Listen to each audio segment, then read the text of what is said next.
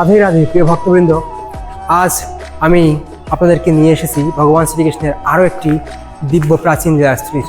এটি সেই স্থান যেখানে দাউদাদা বলদেবজি তিনি মহারাসলীলা করেছিলেন এই ব্রজে। তো চলুন আজকে আমরা এই দিব্য লীলাস্থলীর দর্শন করব এবং এখানকার লীলা সম্পর্কে আমরা জানব। তো চলুন ভিডিওটি শুরু করা যাক।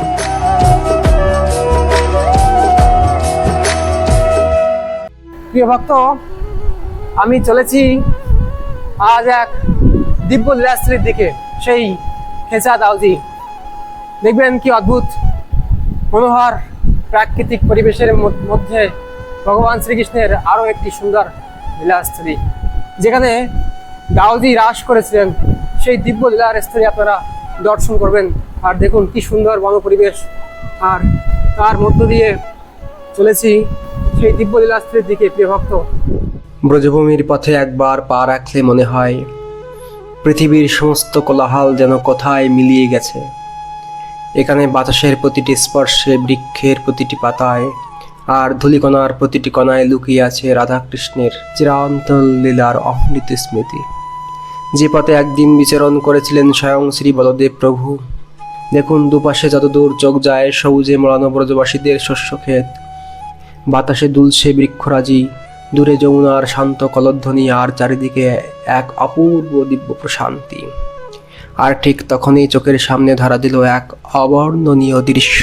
ব্রজের সবুজ ক্ষেতের মাঝে এক রাজসিক ময়ূর তার রঙিন পেখম তুলে নৃত্য করতে শুরু করেছে। শাস্ত্রে বলা হয়, যখন শ্রীকৃষ্ণ বংশীধ্বনি করতেন তখন শুধু গোপীরাই নয়, ব্রজের ময়ূর, হরিণ, গরু, বৃক্ষ, লতা পাতা সমস্ত ব্রজধাম প্রেমে উন্মত্ত হয়ে উঠত। আজ সেই ময়ূরের নৃত্য দেখে মনে হচ্ছে কোথাও না কোথাও এখনও সেই অদৃশ্য বংশীর ধ্বনি প্রতিধ্বনিত হচ্ছে, আর সেই প্রেমময় আহ্বানেই ব্রজের ময়ূর আজও আনন্দে নৃত্য করে চলেছে। চলুন এই পবিত্র পথ ধরে আমরা আরও এগিয়ে যাই সেই অলৌকিক হেচা দাউজি লীলাস্থলীর দিকে, যেখানে আজও জাগ্রত রয়েছে শ্রী বলদেব প্রভুর অসীম কৃপা আর যমুনা মহারানীর সেই চিরস্মরণীয় দিব্য লীলা, যেখানে শ্রী বলদেবজিও গোপিকাদের সঙ্গে রাসলীলা করেছিলেন।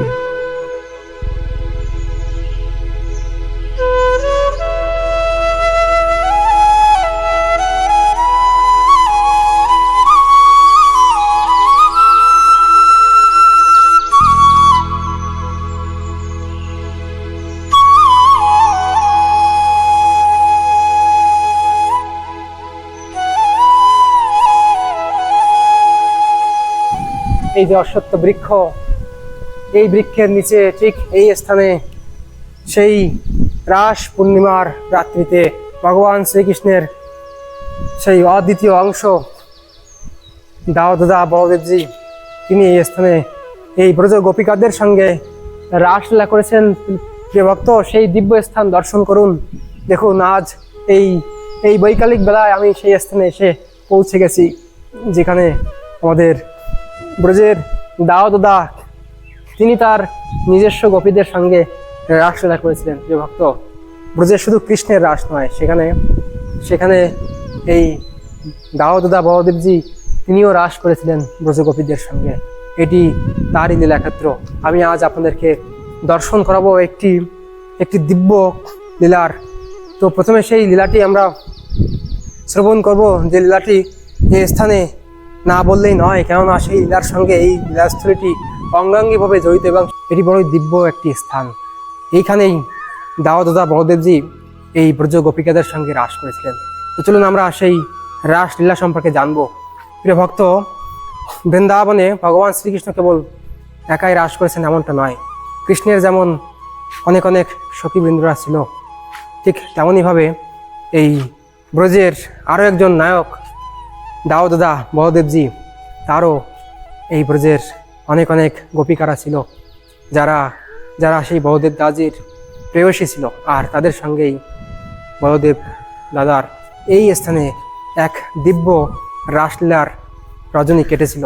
আর সেই রাসলীলার এক দিব্য মহিমা আমরা আজ শ্রবণ করব।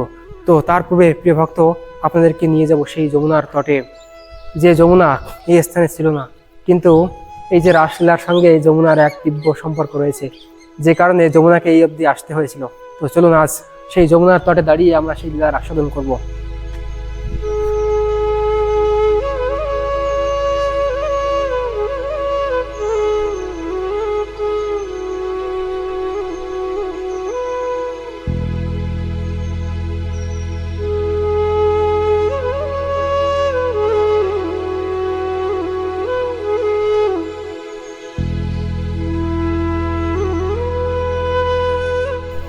প্রিয় ভক্ত, আমি এখন যমুনার মধ্যে প্রবেশ করেছি।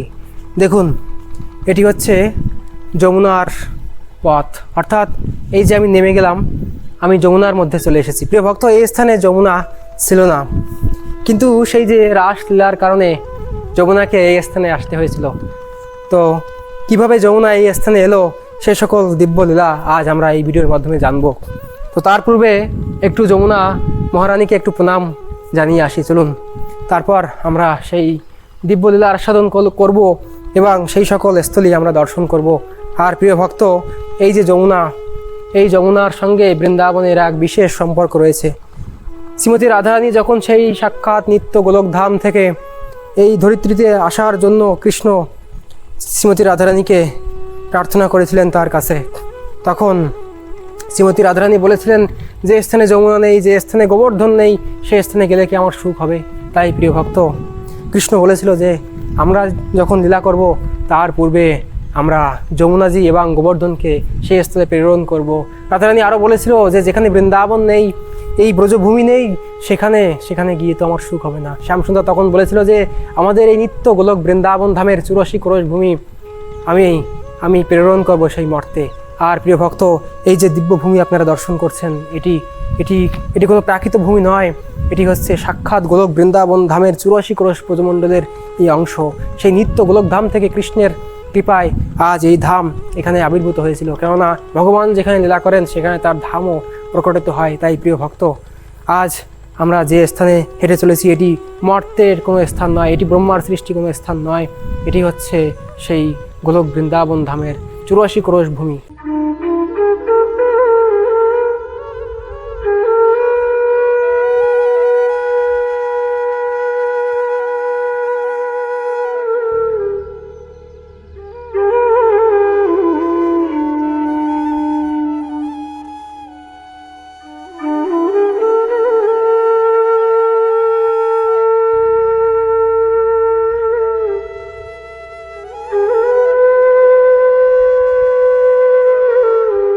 আজ আমি এসেছি সেই দিব্য লীলাক্ষেত্রের মধ্য দিয়ে চলছি।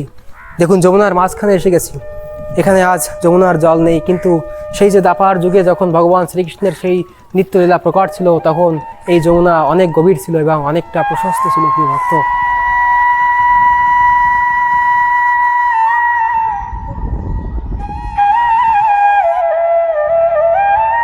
এখন ঘোর কলিকাল চলছে, আর কলিকালে শেষের দিকে দেখা যাবে যে যমুনা এই ধরিত্রী থেকে অদৃশ্য হয়ে গেছে, গঙ্গার ধারা বন্ধ হয়ে গেছে, এমনটাই শাস্ত্রে লেখা রয়েছে প্রিয় ভক্ত।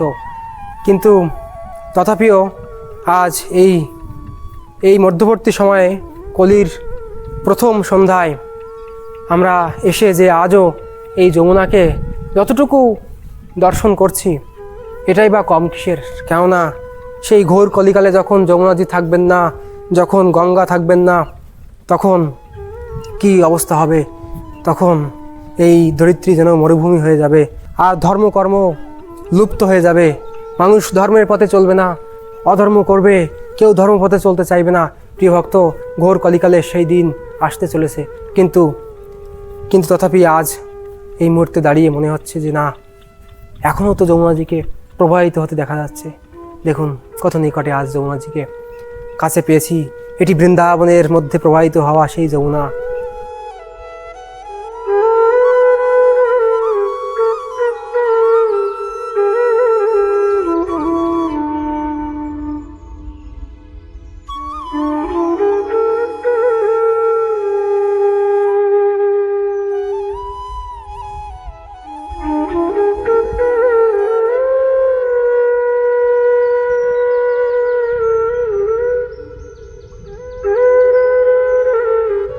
এটি ওবা গ্রাম এবং এই স্থানের আরও একটি নাম রয়েছে, সেটি হচ্ছে হেসা দাউজি।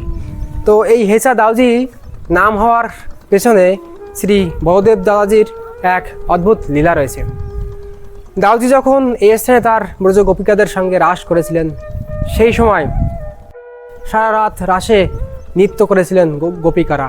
আর নৃত্য করার পর যখন তারা পিপাসার্ত হয়ে পড়ে, আর তখন বলদেব দাকে তারা বললেন যে প্রাণনাথ আমাদেরকে জলপান করাতে হবে, কেমন আমরা সকলে পিপাসার্ত, আমাদেরকে জলপান করাও। তখন দাদা তিনি দেখলেন যে আশেপাশে কোথাও জলের ব্যবস্থা নেই। তিনি বললেন যে তোমরা যমুনায় যাও, যমুনার থেকে জলপান করে আসো। কিন্তু সেই সময় এই স্থান থেকে যমুনা অনেক দূরে ছিল, আর তাই তো ব্রজগোপিকারা বলেছিল যে আমরা পিপাসার্ত, আমরা এত দূর হেঁটে সেই যমুনার কাছে যেতে পারবো না, তুমি এখানেই আমাদেরকে জলপান করার ব্যবস্থা করো। গোপিকাদের এই কথা রাখতে দাদা তিনি যমুনাকে আহ্বান করেছিল যে যমুনা তুমি এই স্থানে আসো। কিন্তু যমুনাজি হচ্ছেন কৃষ্ণের পাট রানী, আর দাদা হচ্ছেন কৃষ্ণের জ্যেষ্ঠ ভ্রাতা, তাই সম্পর্কে দাদা তার ভাসুর হয়। আর যেহেতু ভাসুর আহ্বান করেছিলেন সেই কারণে যমুনাজি এখানে আসতে রাজি হননি। এদিকে আবার গোপীরা পিপাসার্ত, তাদেরকে যদি জলপান করানো না যায় তবে তারা দুঃখী হবেন। তাই দাদা কি করেছিলেন, তার হল দ্বারা যমুনা के खींच करके यहाँ पे लेके आया। আর ইসিলিয়ে হেসা দাউজি দাদা এই স্থানে যমুনাজিকে তার হল দ্বারা আকর্ষণ করে নিয়ে এসেছিল, এই কারণে এই স্থানটির নাম হচ্ছে হেসা দাউজি। তো প্রিয় ভক্ত, আপনারা এই স্থানের দিব্য লীলার কথা শ্রবণ করলেন। এখানে এলে আপনারা দেখতে পাবেন সেই যমুনার তটে দিব্য অপ্রাকৃত এক লীলাস্থলী, যেখানে রয়েছে হনুমান দেবজি এবং দাউদাজির অদ্ভুত সুন্দর শ্রী বিগ্রহ, এবং যমুনার তটে অদ্ভুত সুন্দর সেই প্রাচীন অশ্বত্থ বৃক্ষ, বড় বৃক্ষ এখানে এলে আপনারা দেখতে পাবেন। চারিদিকে শুধু বৃক্ষের ছায়া, পাখির কলরব আর এক অপার্থিব নীরবতা।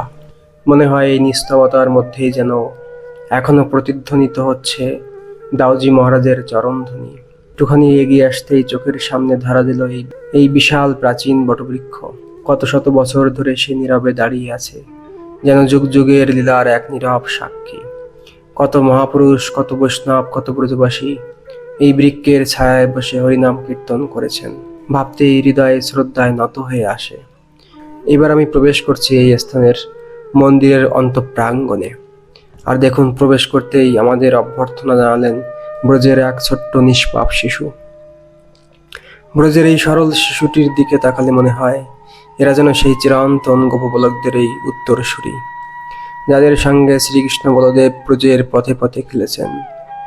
এখন চলুন শ্রদ্ধা ভরে দর্শন করি দাউজির পবিত্র শ্রী বিগ্রহ। এরপর তার পাশেই রয়েছে শ্রী হনুমান দেবজির শ্রী বিগ্রহ, যার নিত্য সেবা পূজা চলছে এই স্থানে। মন্দির দর্শনের পর চলুন একটু দেখে নিই এই আশ্রম প্রাঙ্গণ। আজও এখানে ব্রজের প্রাচীন বৈষ্ণব সাধু সন্তরা নির্জনে ভজন করে চলেছেন। কোলাহল থেকে বহু দূরে এই নীরব পরিবেশে শ্রীজির চরণ তাদের একমাত্র আশ্রয়। এই স্থানে আসার যে ঠিকানা সেটিও আপনাদেরকে একটু বলতে চাই। প্রিয় ভক্ত, এটি হচ্ছে শেরগড়ের মধ্যে অবস্থিত।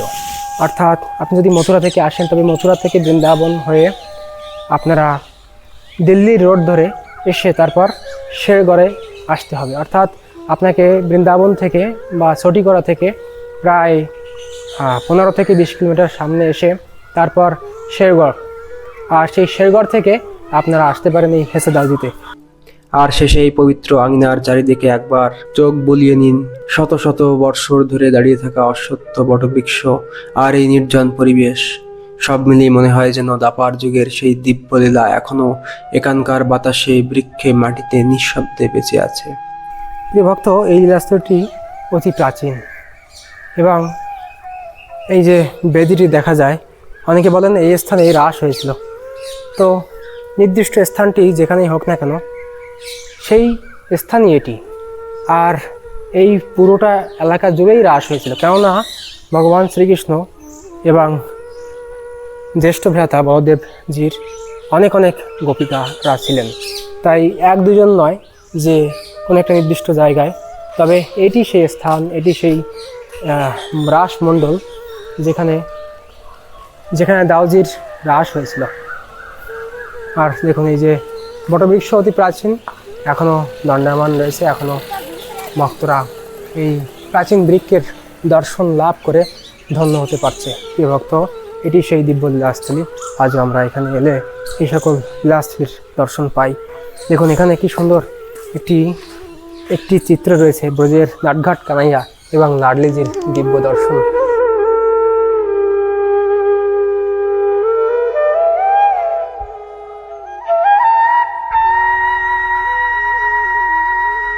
তো প্রিয় ভক্ত, আজকের হেসা দাউজির এই দিব্যলীলা আপনাদেরকে কেমন লেগেছে সেটা অবশ্যই কমেন্ট করবেন। আর আমার সঙ্গে দেখুন ব্রজের দুই লালা যেন কানাইয়া আর বলদেব জিকে আমি পেয়ে গেলাম।